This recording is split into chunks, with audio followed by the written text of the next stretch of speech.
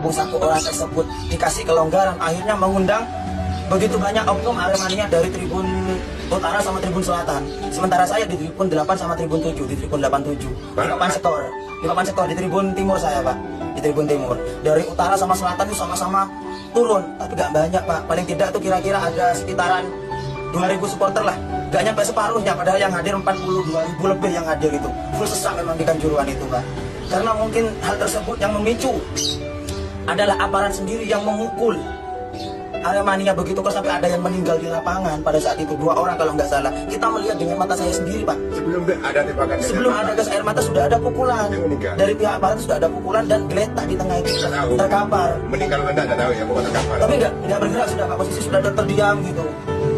Di situ tribun kami 87 turun, tapi nggak semuanya, Pak, hanya sebagian. Apa maksudnya? Itu sudah awal kerusuhan di sana. Langsung masuk gas air mata dan itu bukan ditembak ke rumput. Sekali lagi saya bilang ke tribun langsung, Pak.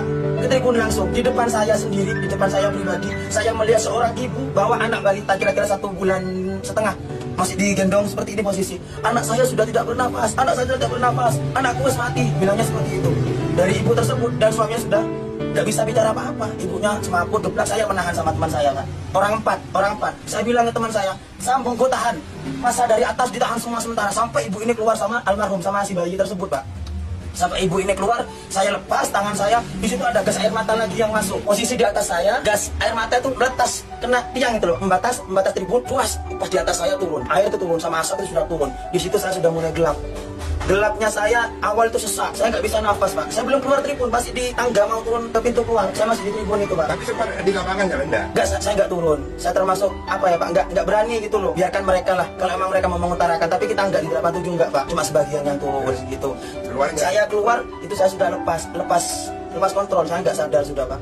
Info dari teman saya, Aremania sekaligus teman saya yang dibonceng saya berdua pakai sepeda motor saya sama-sama Probolinggo Sumber Taman, itu yang bopong saya, membawa lari saya karena saya sudah kejang, mata sudah putih semua. Saya nggak sadar kejang. Kalau telinga saya nggak berfungsi sudah, Pak. Cuma dengarnya seperti suara bising-bising itu. Nggak dengar suara apa-apa sudah. Cuma dengar suara bisingan aja, Pak. Sadarnya saya sudah ada di tim medis. Bukan masih, Pak, di sekitar area stadion.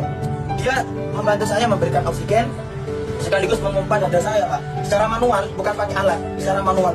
Dioyak, itu saya masih belum sadar. Sampai di pure, habis air 2 timba masih belum sadar saya.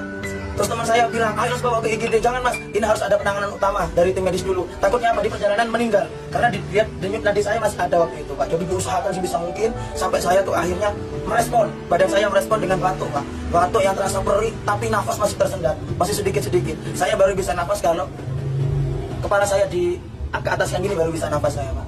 Dan itu murni karena gas air mata. Terlalu banyak sudah, Pak, kebetulan di atas saya.